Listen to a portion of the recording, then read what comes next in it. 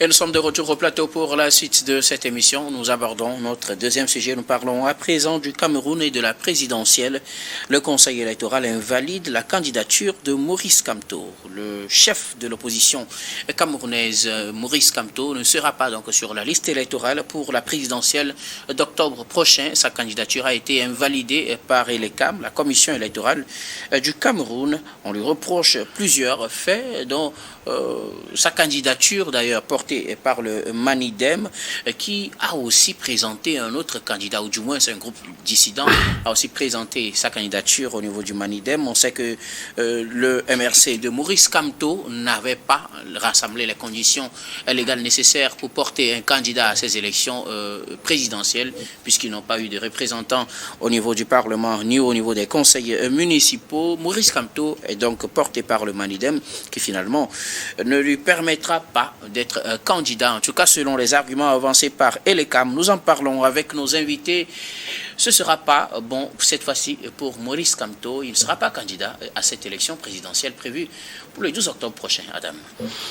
Oui, je pense que c'est une information qui suscite assez de réactions, controversées d'ailleurs même sur ce que serait dans ces élections, pour la simple et bonne raison que d'abord, la candidature également du président sortant, l'actuel président Paul Biya, qui suscite également beaucoup de réactions.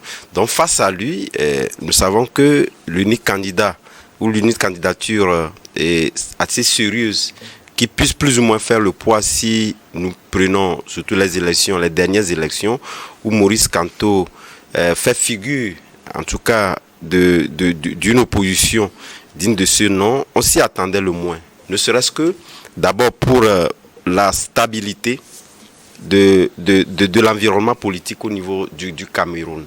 Donc nous disons, parce que lorsque vous prenez tous ces éléments, l'élément essentiel qui suscite assez de réactions est lié en réalité de la double candidature qu'on a, en tout cas qui a été, puisque nous savons que généralement lorsque nous prenons dans les sphères politiques ou les partis politiques, si tel est que vous n'avez pas unanimement fait le choix d'une candidature, il y a lieu quand même de faire des élections internes. Ça n'a pas été le cas.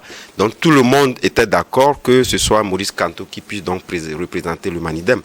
Malheureusement, on n'a pas vu la seconde candidature venir, mais également lui également essayait de justifier cette candidature par des arguments, en tout cas qui ne tiennent pas la route de mon point de vue, puisque ce sont des choses qui doivent être gérées à l'interne, qui ne doivent pas en tout cas aller jusqu'à cette commission électorale. Malheureusement, ça a été donc le cas. Mais sur les autres aspects, je pense, comme je le disais tantôt, si nous prenons l'environnement politique, on pourrait en réalité, en tout cas, ne pas trop tenir rigueur si tel est qu'on voudrait avoir une pluralité et parler dans des élections assez sérieuses. Donc, cet aspect-là, essentiellement, tout le monde a pratiquement oublié les deux aspects liés au fait qu'il n'a pas eu de candidature au niveau de la législature, etc., pour s'acharner ne serait-ce que sur cet aspect de la chose. Mais moi, je me dirais, et normalement, cet aspect, on ne devait pas l'introduire dans les divers arguments avancés en réalité. Parce que cette candidature, nous savons véritablement qu'aujourd'hui, tout le monde peut dire, les yeux fermés, que en réalité, c'est le pouvoir en face qui aurait donc suscité cette seconde candidature pour trouver assez d'éléments pour mettre à l'écart Maurice Kamto. Mais ce que moi je me pose comme question aujourd'hui, c'est vrai, on sait que lorsque Maurice Kamto récemment d'ailleurs même, lorsqu'il devait donc aller à un meeting, il y a eu de problème. Est-ce que cela permettrait en réalité qu'on ait un environnement assez serein pour l'organisation de ces élections-là? Puisque partout ailleurs en Afrique, nous savons que des élections suscitent assez de réactions, cela suscite des remous et que chacun essaie de temporiser cette ardeur-là en faisant en sorte que on puisse, en tout cas, fléchir sur certaines dispositions qui puissent permettre à tout le monde qui aspire et qui a les moyens surtout de pouvoir donc faire acte de candidature, de pouvoir le faire assez aisément. Malheureusement, ça n'a pas été le cas. Donc nous disons, est-ce que les lendemains seront quand même assez sereins pour l'organisation de ces élections d'ici, je pense que 2 mois? Merci beaucoup. À vous, Adam Adrono, Rimiao Tchaniao. Ils étaient 83 candidats à déposer leur dossier pour l'élection présidentielle du 12 octobre prochain. Au final, 70 ont été éliminés, 13 retenus. Parmi les candidatures éliminées, celle de Maurice Kamto, qui était arrivé deuxième à la présidentielle de 2018. Finalement, il ne sera pas candidat pour cette élection de 2025. Plusieurs raisons ont justifié ce retrait de sa candidature au niveau de la commission électorale. Maurice Kamto était deuxième aux 2018. élections présidentielles d'il y a 7 ans. Et il suivait directement le président Paul Biya. Et il ne faut pas qu'on perde de vue que la machine Biya fait 43 ans. Le pouvoir de Biya fait 43 ans. 43 ans, ça fait 4 décennies, plus 3. Et Biya lui-même fait 93 ans aujourd'hui. Et s'il advient que Biya passe, il va boucler en termes d'âge 100 ans et 50 ans au pouvoir. Je crois que c'est le plus grand record aujourd'hui. Je ne sais pas, dans le monde ou plutôt en Afrique, je sais quoi dire. Donc la machine là est lourde et elle a tous les dés pour faire passer ses intentions. Je ne veux pas dire aujourd'hui que le fait qu'on mette Maurice Kamto out voudrait dire que les gens se sont forcément organisés pour le faire. Vous voyez maintenant qu'il y a un doublon de candidats pour un seul parti. Et c'est sur ça qu'on a cherché pour le mettre à l'écart. Et donc, ça veut dire que quelque chose de très sérieux se joue au Cameroun. Et sur les 80 et quelques candidats, on savait que les autres ne représentaient absolument rien. Il y avait des gens qui ont voulu déposer leur candidature pour se donner un nom. Pour que le monde sache que moi aussi, je me suis essayé. Même si après on les a éliminés, ça n'a donné aucun bruit autour de leur élimination. C'est de Maurice que tout le monde parle parce que c'est le vrai candidat, c'est le vrai challenger de Paul Biya. Bon, tout ce qui se fait aujourd'hui commence par donner des petites idées sur les lendemains de ces élections-là. Et c'est ce que l'Afrique doit travailler, à corriger et à faire en sorte qu'après les élections, on puisse avoir la paix, la quiétude et la stabilité. Mais aller jusqu'à chercher sur des petits points ou faire des petits montages pour éliminer de vrais candidats veut dire qu'on est en train peut-être de souffler ou de tirer sur quelque chose de très sensible qui va peut-être mettre en mal la paix et la cohésion sociale au Cameroun. Pour vous, c'est un montage pour écarter Maurice Kamto. Mais je crois que quand les gens sont sérieux et ils veulent aller faire des choses sérieuses, on n'ira pas trouver un candidat rebelle par rapport au candidat connu qu'on veut mettre officiellement.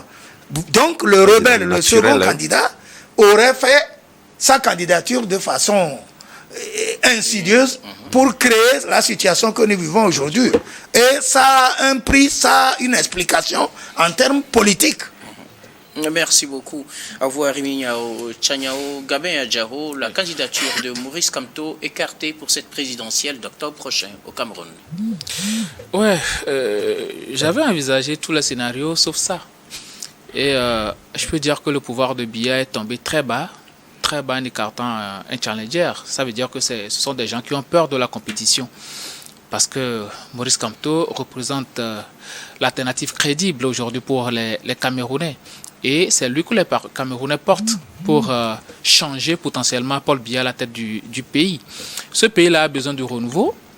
Et je ne sais plus ce que Paul Biya peut encore offrir à ce pays si ce n'est encore de le plonger beaucoup plus dans le gouffre. Malheureusement, on a écarté Maurice Kamto. Il dispose de pratiquement 3 jours pour faire un recours, ce qui veut dire que d'ici mercredi, s'il n'arrive pas à faire le recours là, c'est fini pour lui. Et je ne suis pas sûr que Maurice Kamto va faire ce recours. Je ne suis vraiment pas sûr qu'il va faire ce recours parce qu'au niveau de la Cour constitutionnelle, ceux-là qui gèrent même, ils sont pires que Paul Biya et son gouvernement.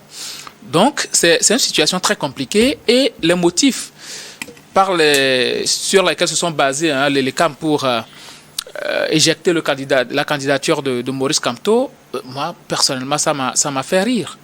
Quand vous dites qu'il y a eu non-respect de la procédure de démission du MRC, Maurice Kamto, il a eu à démissionner du MRC le 25 juin.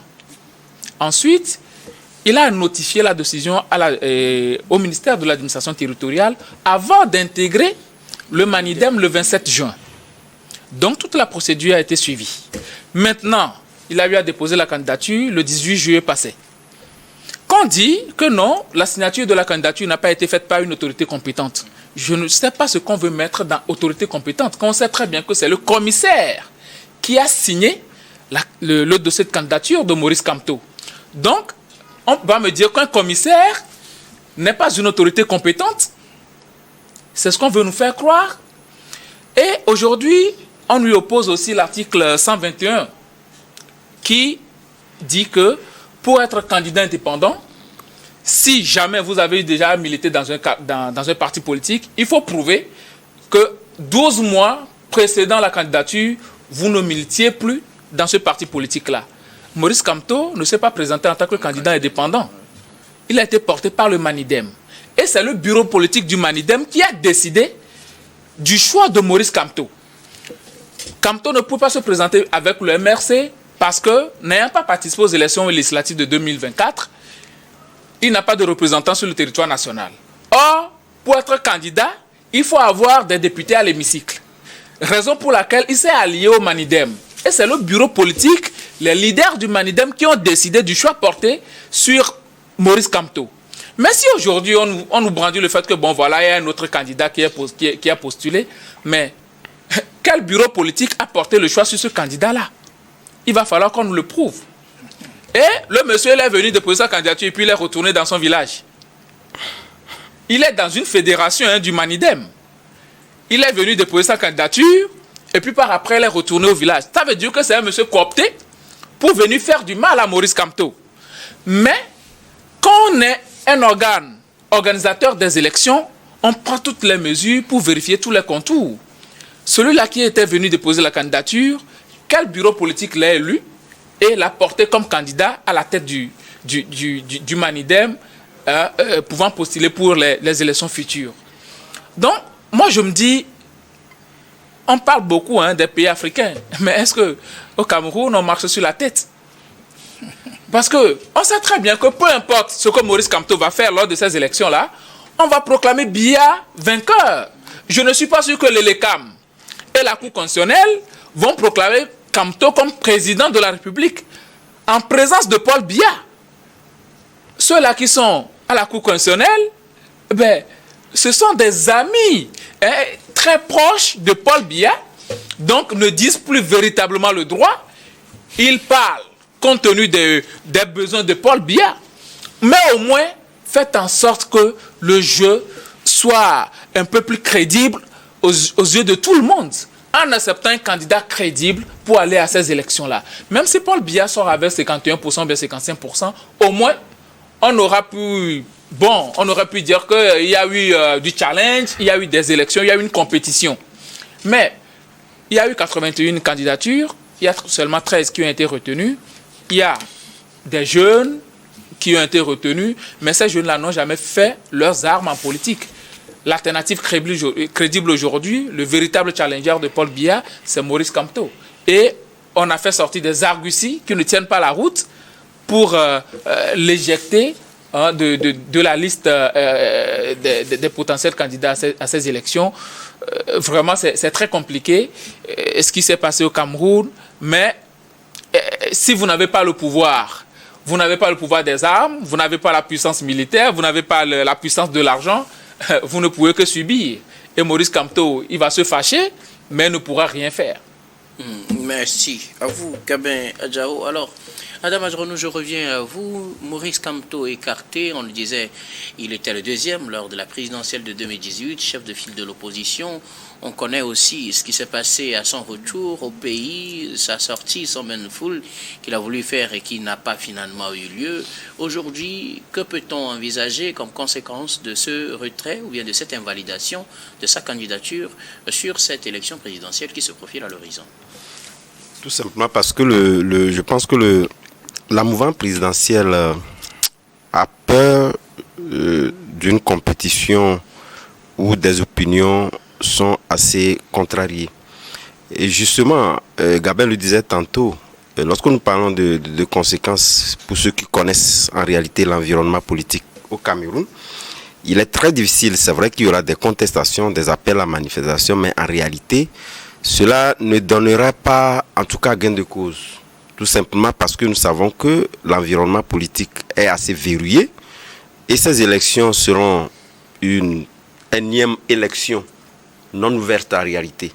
C'est ça qui inquiète. Puisqu'aujourd'hui, je pense qu'avec la candidature de Paul Biya, tout le monde peut en tout cas s'en rendre compte qu'en réalité, lorsque nous prenons les élections successives auxquelles il a eu à participer, je pense que si ma mémoire est encore bonne, cela serait quand même la 8e candidature de Paul Biya.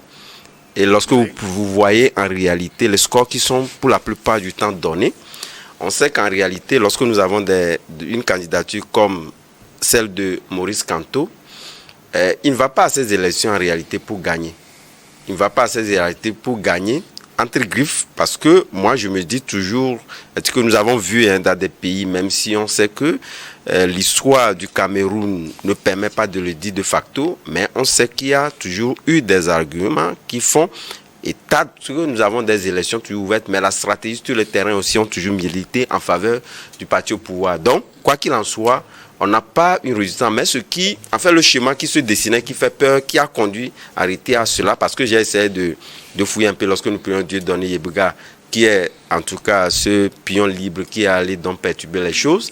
Vous voyez, lorsque vous le voyez, je n'ai pas vu un point en lui qui, en réalité, au demeurant, à part Maurice Kamto qui a été donc coopté pour, en tout cas, fédérer les énergies, puisque c'est plusieurs partis politiques aujourd'hui qui font le poids et qui peut inquiéter.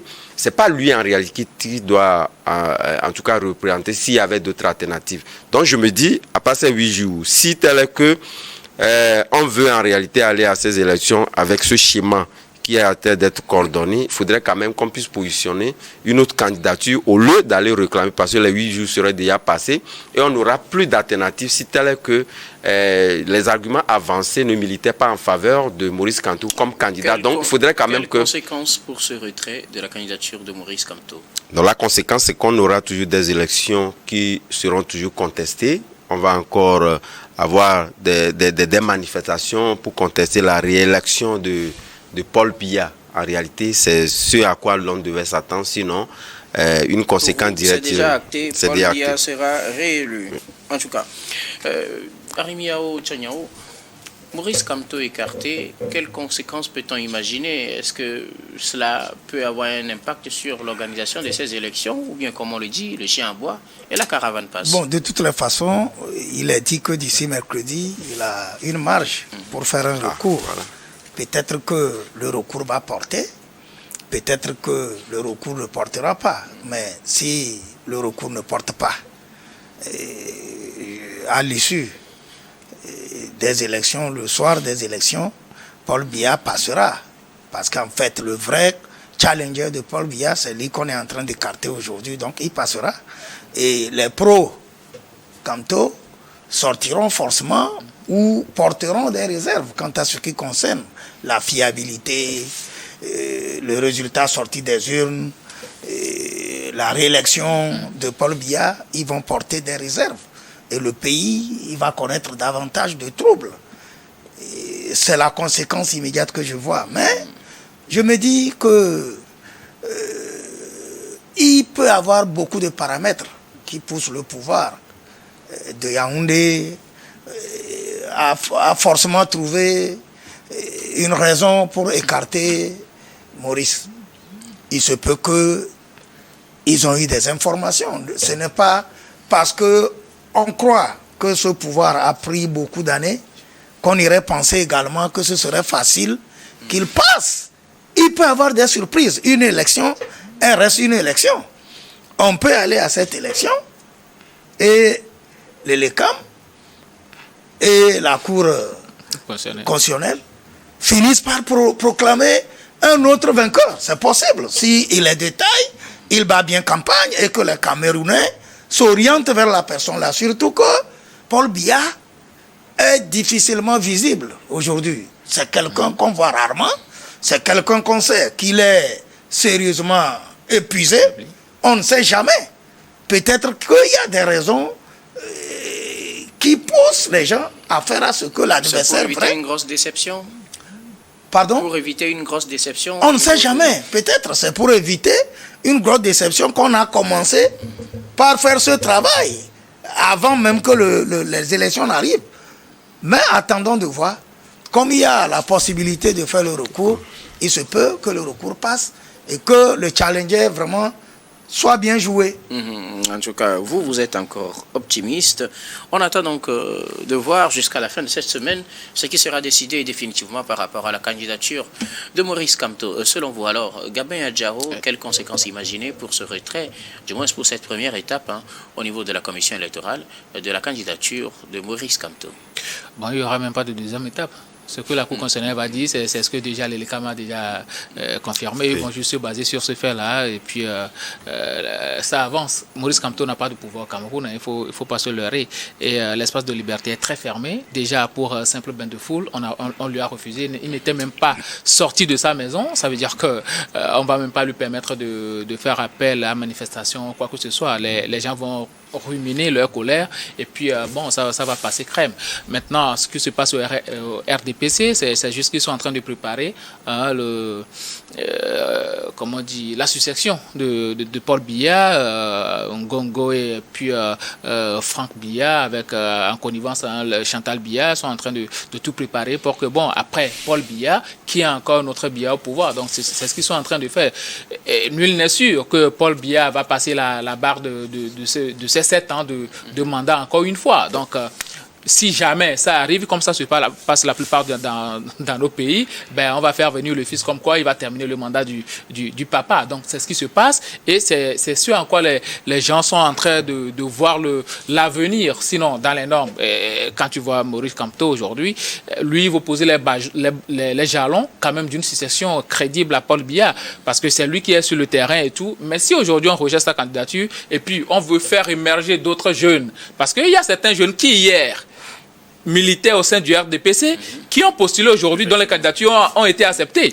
Donc on veut faire émerger certains jeunes comme quoi bon, ce sont aujourd'hui l'alternative crédible pour flouer un peu les Camerounais.